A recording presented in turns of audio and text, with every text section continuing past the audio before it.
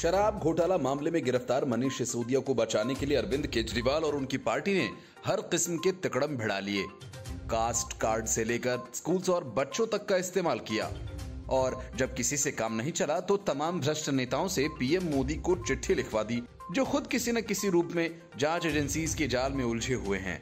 हद तो तब हो गई कि जब सजा याफ्ता लालू प्रसाद के समर्थन से भी केजरीवाल को कोई परहेज नहीं रहा, जिनके खिलाफ वे खुद और मनीष सिसोदिया बयान दिया करते थे।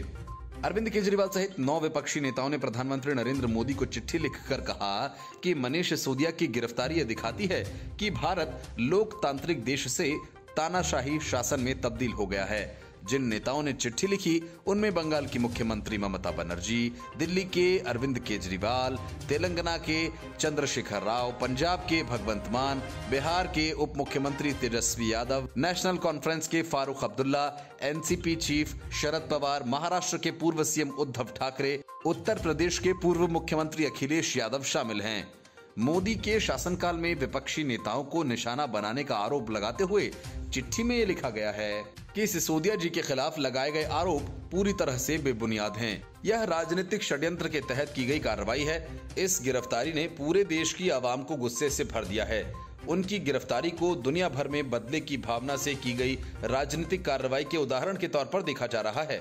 चिट्ठी में आगे लिखा गया कि राजद के लालू यादव हों, शिवसेना के संजय राउत हों, समाजवादी पार्टी के आजम खान हों या नवाब मलिक, अनिल देशमुख हों या तृणमूल के अभिषेक बनर्जी, इन सभी नेताओं के खिलाफ जांच एजेंसीज ने जिस तरह की कार्रवाई की है उससे संदेह पैदा हो रहा है। केंद्र सरकार के अंतर्गत एजेंसीज काम कर रही हैं और ऐसे कई मामलों में केस या गिरफ्तारी तब हुई जब चुनाव होने वाले थे। इससे ये भी साफ पता चलता है कि जांच एजेंसीज के ये एक्शन पॉलिटिकली मोटिवेटेड थे। मनीष सिसोदिया मामले में प्रधानमंत्री नरेंद्र मोदी को उन्हीं नेताओं ने पत्र लिखे हैं जो खुद या उनकी पार्टी के नेता भ्रष्टाचार के मामले में जांच एजेंसीज के घेरे में है। सबसे पहले तो खुद अरविंद केजरीवाल का नाम शराब घोटाला की चार्जशीट में है। दूसरे, चंद्रशेखर राव की बेटी की कविता भी इसी मामले में जांच एजेंसीज की रडार पर हैं। तीसरे, बिहार के उप मुख्यमंत्री तेजस्वी यादव के पिता लालू यादव तो चारा घोटाले में सजा भी काट चुके हैं। इसके अलावा रेलवे में नौकरी के बदले रिश्वत के रूप में जमीन लेने के मामले की जांच में घिरे। इतना ही नहीं, तेजस्वी यादव खुद इसमें आरोपित हैं। केजरीवाल ने जब अन्ना आंदोलन के सहारे भ्रष्टाचार के खिलाफ राजनीतिक अभियान शुरू करने के नाम पर आम आदमी पार्टी बनाई थी, तब कहा था कि वे भ्रष्टाचार को किसी भी कीमत पर बर्दाश्त नहीं करेंगे।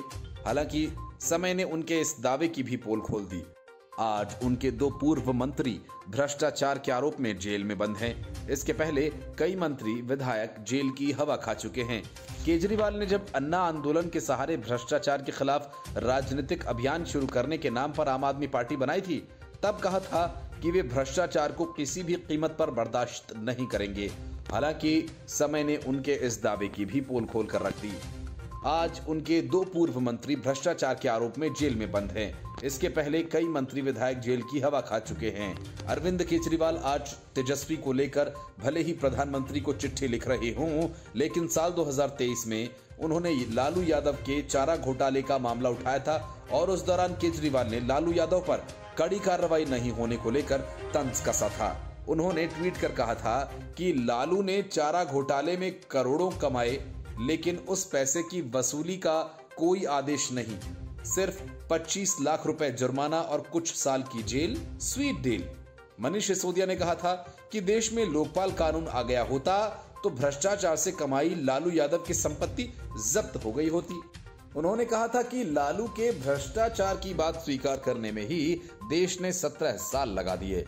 उन्होंने देश के न्याय प्रणाली पर सवाल उठाते हुए कहा था कि लालू को सजा दिलाने में न जाने कितना समय लगेगा। अरविंद केजरीवाल कभी भ्रष्टाचार के नाम पर कांग्रेस, टीएमसी, राजद आदि पार्टियों और उनके नेताओं को कोसते रहे।